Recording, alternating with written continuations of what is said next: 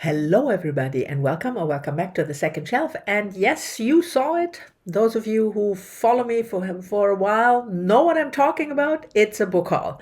It's my October book haul. I think the last one was 2 months ago, and some of the books that I will feature here I have already talked about because I have already read them or am reading them. But I still thought, also for my own bookkeeping in the literal sense of the word, it's good to have all the books that I bought recently in one video so that I can see what I read and what I didn't. Anyways, this is not important. Let's get into the books.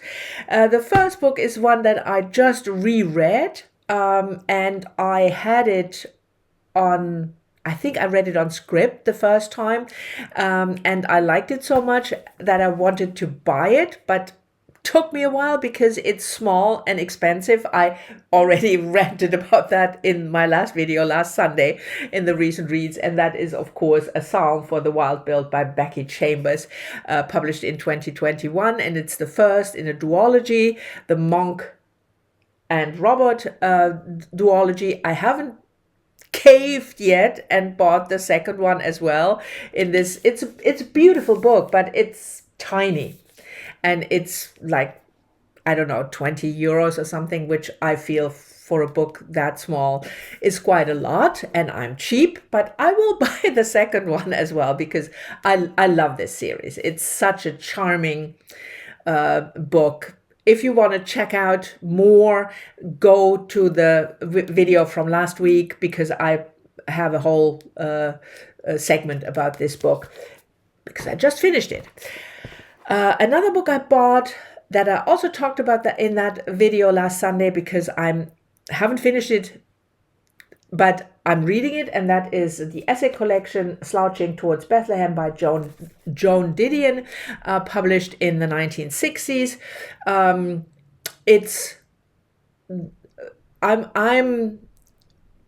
want to read a couple of Joan Didion books. I read her memoirs about the death of her husband and then her daughter.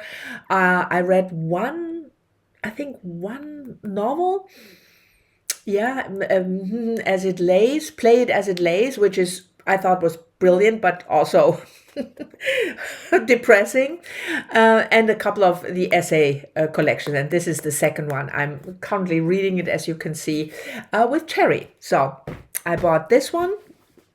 Then the next one was I was looking for probably also for next year, maybe a country that I could focus on to read more. I always like to do that. Sometimes I fall off the wagon. This year I was doing Palestine, and I will probably continue to try to read more Palestine authors. And if I read then, let's say, 6 or 7 books in a year from a specific country, that's fine. I mean, I always aim for like 20. That never works. Anyway, that's the introduction. I'm not sure yet for next year, but maybe China. And so I picked up this one, A Concise Chinese-English Dictionary for Lovers by Xiaolu Guo. The author Guo, she was born in, I think, Beijing, but for sure China, but I'm not sure about the city anymore. Yeah, it just says China. Like that is a small place somewhere in China. And she now lives in England. So the book is not translated, it is written in English. And this is more or less autobiographical because it is about Zet, who she's 23 and she comes to London to learn English. And this is a kind of a diary form, but also a dictionary form. So certain topics, and then, migraine, and certain month. It's like October. And I picked this up because she was named one of the most promising young novelists. And also, I have to say, but I will look more into that, it's not that easy to get Chinese authors in English, translated into English, female authors. So I will try this one. The next one is nonfiction again, and I have talked about it already in my video about my nonfiction TBR for November, for nonfiction November, and it's this one, Fresh Banana Leaves, by Jessica Hernandez, who also has a PhD, as we learned from the cover. And this is the pick for this month, for November, of the Book Naturalist Book Club. And I'm sure you're all familiar with that book club. It's run by Heidi from My Reading Life and Doris from All the Books. And they pick one or two, sometimes it's the author spotlight month, then it's more open, but they pick a list of books for the whole year dealing with nature. Most of them are nonfiction, but there is some fiction in it as well. And they publish that list on YouTube fairly early before the year starts, so I expect that they will do it in December this year, and then you can have a look what is of interest and how you can get the book. But this one is about healing indigenous landscapes through indigenous science. It's the author comes from South America. She now lives and teaches in I'm not sure, New York, but in the States for sure. This is our author, by the way, here. And it says, as she is a transnational indigenous scholar and is now based in the Pacific Northwest, so not in New York. Anyway, she is a scientist, obviously, PhD, and she looks at environmental issues that affect indigenous people in particular, and what we can learn from their science, from their approach to science. I said that also when I showed the book for my nonfiction November TBR, that the comments on Goodreads are not very favorable. They mainly complain about the lack of editing, so bit trepidatious about this one. The next is a book that I have already read, but I'm trying to buy. Why is this camera so skewed? So let's see, maybe this is better. I'm sorry about that. It's like, but I am slowly buying all of Siri Hustved's book.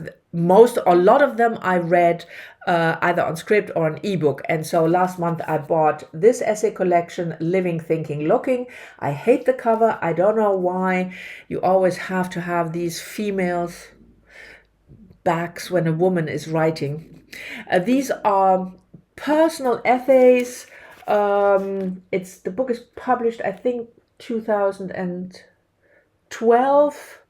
Yeah, so that it's essays 10 years old about thinking, looking. So it's about her essays about art, but also essays about philosophy. The typical Siri Hustved mix.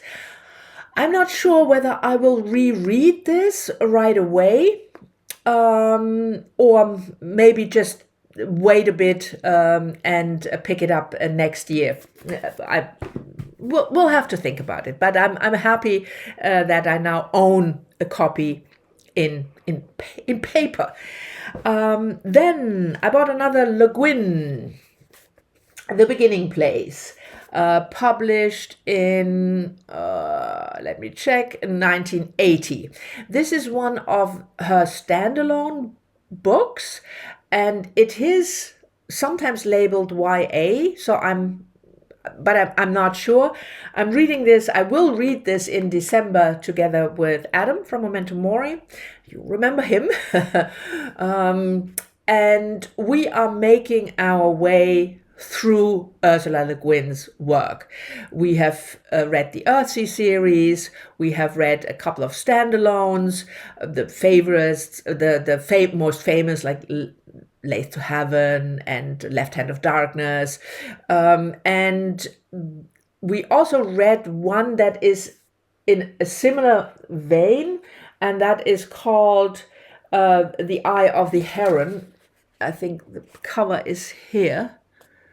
This one, The Eye of the Heron. That was the last one we read, and I really like that one. And this is sort of in the same series, but it's a standalone, so it has nothing to do with The Eye of the Heron. We just picked this up at our next Ursula Le Guin in December. And the last one is again nonfiction, and I also already featured that in my video about the nonfiction November TBR, and that is a memoir, Jane Schilling, The Stranger in the Mirror, a memoir of middle age. It was published a couple of years ago, 2011, so more than a decade ago, 15 years almost, 13 years. Don't exaggerate, it's only 2024. And as I told you in that video, but for those of you who haven't watched it or have forgotten it, I came across this book by chance, and I'm interested in the middle age experience, even though I'm way beyond middle age, but still it interests me how other women experience that transition from, kind of youngish middle age. So I will probably read this in November, or if that doesn't work, I want to read it before the end of the year. That's for sure. So these are 7 books that I bought recently. There are 2 books still coming. I don't have them yet, so I couldn't show them. And it's now the middle of November. What is the day today? Yeah, more than the middle. It's the 17th. So we are over halfway through November. And I think there will be probably 2 more book hauls. I will do one in December. And then, as usual, I will buy books to start the year with. Excuse me. And I will probably show them at the end of December. But end of December is always crowded with videos, the best of and the worst. And so we'll see. And what do you care about my video filming schedule? Book haul finished now. Thank you very much for watching. I hope you've enjoyed it. As always, I'm looking forward to your comments. If you have read any of these books, or if they speak to you for some reason, I'm especially interested, of course, but any other comment is fine. And I will see you all soon in the next one, next Sunday.